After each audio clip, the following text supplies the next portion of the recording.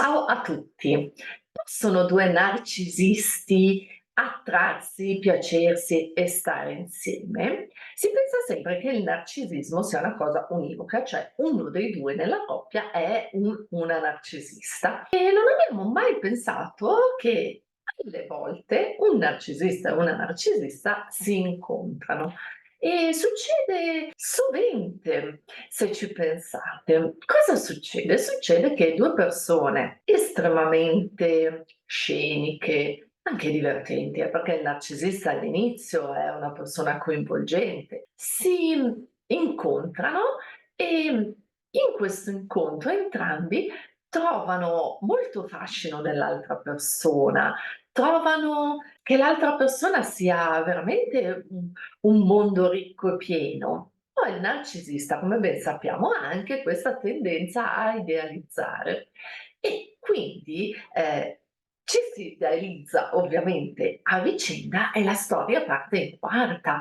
Questi colpi di fulmine, questi innamoramenti fortissimi, l'altro è tutto dinamico, è tutto magari si va immediatamente a fare un viaggio assieme piuttosto che 100 cose. A me è successo e, avevo anche io un po' di puntina narcisistica, son sincera, una cosa su cui ho lavorato a fondo, soprattutto perché mi rendevo conto esserlo nelle relazioni, nelle amicizie no. E allora ho detto: "Partiamo dalla parte buona dell'amicizia e sviluppiamo anche nelle relazioni un maggiore equilibrio". Ovviamente questa è una fase iniziale e, anche molto breve. Dopodiché parte quello che è il naturale, circolo del narcisista, ma esponenziale, perché ce l'hanno tutti e 2. Quindi la prima cosa che parte è, la competizione. Io ho avuto tanto tempo fa una persona che era estremamente competitiva con me, io lo ero con lui.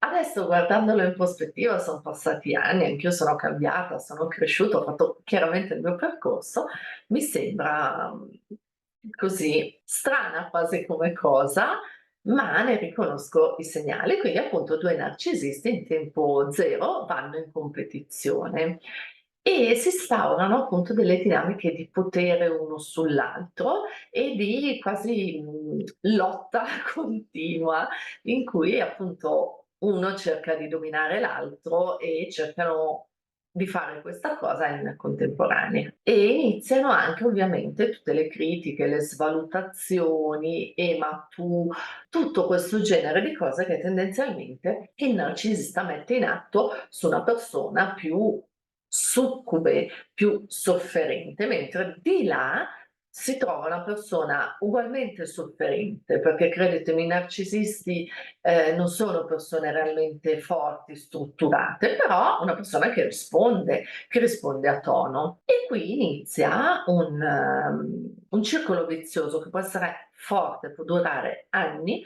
fra 2 narcisisti, quindi un circolo di idealizzazione e svalutazione che continua, per cui spesso molte coppie che vediamo lasciarsi, tornare insieme con passione e poi andare sbattendo le porte, quindi cose molto sceniche, sono 2 narcisisti. Quindi non sono 2 persone che hanno una reale, vera passione uno nei confronti dell'altro, ma semplicemente un legame malato. Poi cercano altri partner che chiaramente, non essendo narcisistici, un po' stanno al gioco, poi un po' evolvono e vanno per la loro strada e loro col partner narcisista tendono poi nell'arco della vita a ritrovarsi sempre.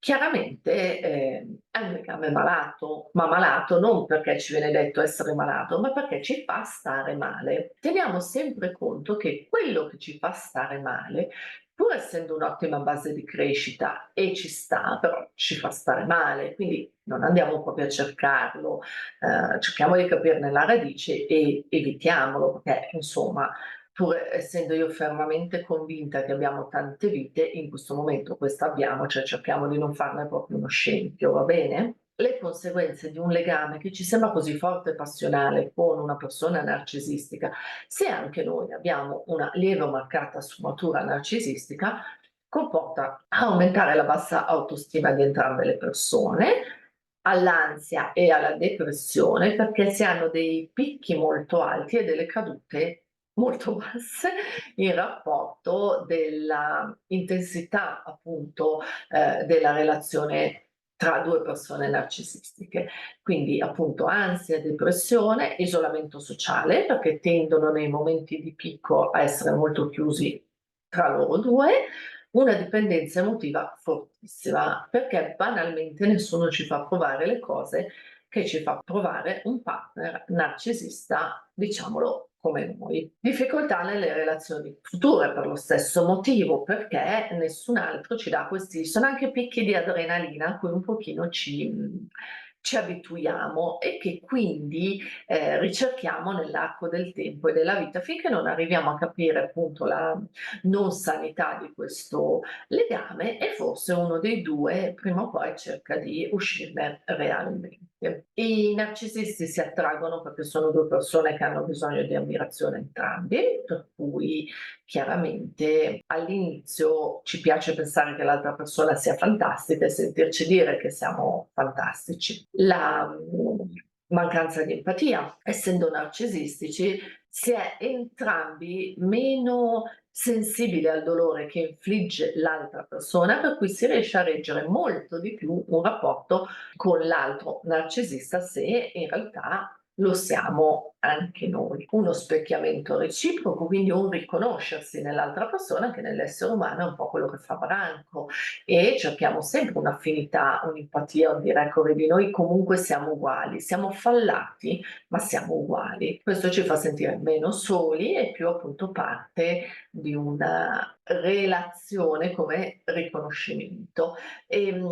L'eccitazione del conflitto, questa è una base anche proprio sessuale. Ci sono coppie per cui è erotizzante il litigio, è erotizzante questo un po' confronto a muso duro e che viene usato per anni, se non per tutta una vita, come booster per il rapporto, ripeto, soprattutto dal punto di vista, fisico, sono coppie che poi tendenzialmente nei momenti di picco si cercano molto. Ed è anche questo, se noi siamo narcisisti e incontriamo un'altra persona narcisista che comunque ci lega in maniera importante. Quello che, possiamo fare è chiaramente riconoscere i segnali, coltivare l'autostima, stabilire dei limiti, non cercare di cambiare il narcisista e allontanarsi se necessario. Questi sono i consigli generali che si danno quando si ha a che fare con un narcisista. In questo caso forse ci siamo resi conto che anche noi abbiamo una bella sfumatura narcisistica. Nell'essercene resi conto, ecco, il focalizzare sempre il primo punto del cambiamento, perché se noi non ci rendiamo conto di una cosa, ovviamente, cioè cosa cambiamo? Cioè non ce ne rendiamo conto, per noi va benone così. O anche se non va bene, non capiamo come cambiare, da dove partire, qual è il nucleo del nostro non star bene. Quindi se ci siamo resi conto, non flagelliamoci, di essere narcisistici e può succedere, il narcisismo è tanto, tanto più diffuso, subdolo di quanto pensiamo, perché comunque una ferita forte da papà e mamma tendenzialmente ce l'abbiamo tutti, soprattutto a una certa fascia d'età, quindi portiamo questa ferita nei rapporti e magari non è così forte da farci abbandonare da tutti e quindi da farci picchiare il muso. Però se t'è venuto il dubbio, magari è una cosa da darci un'occhiata. Io mi ero resa conto anni fa di avere alcuni atteggiamenti di un certo tipo, mischiati anche a un carattere comunque forte, dominante, in senso buono dominante, decisionale, ecco, ma che alle volte un pochino esageravo e ci ho lavorato su parecchio per arrivare a distillare il buono dell'essere forti di carattere senza schiacciare le altre, senza volere, tra virgolette, sempre aver ragione. Ognuno di noi ha la sua ragione, è giusto che la porti in avanti, ma il travalicare sul prossimo non va bene. E a oggi, se ho da dire delle cose, cerco di dirle sempre in modo delicato, preciso e ecco, di conto quello è venuto un po' fuori ultimamente, che in questo mio nuovo degli ultimi anni modo, le persone spesso e volentieri non capiscono che io le sto dicendo seriamente le cose, perché siamo abituati a persone che sbraitano e che le cose importanti devono essere dette con veemenza, invece no, credetemi, le cose più importanti dette con calma sono quelle vere. Quindi spero veramente che questo video un pochino differente, un pochino forse che ci porterà a fare autocritica, ma sarà un'autocritica veramente buona, propositiva, ci porterà prima di tutto a lavorare su noi stessi. Lavorando su noi stessi ci renderemo conto di quanto questo tipo di rapporto non sia realmente sano. Se l'altra persona vorrà fare lo stesso percorso sarebbe bellissimo, non è detto che poi alla fine ci si ritrovi ancora come coppia, ma sicuramente come 2 persone migliori, di questo sì. In caso contrario noi avremo fatto il nostro percorso e andremo verso una relazione, prima di tutto con noi stessi, più sana, più pulita, più limpida e più gioiosa. E poi ovviamente, come dico sempre, se apri una porta, in un certo modo qualcuno da quella porta prima o poi entrerà. E quindi ci stiamo coltivando la possibilità di stare prima di tutto bene noi e poi bene con qualcun altro.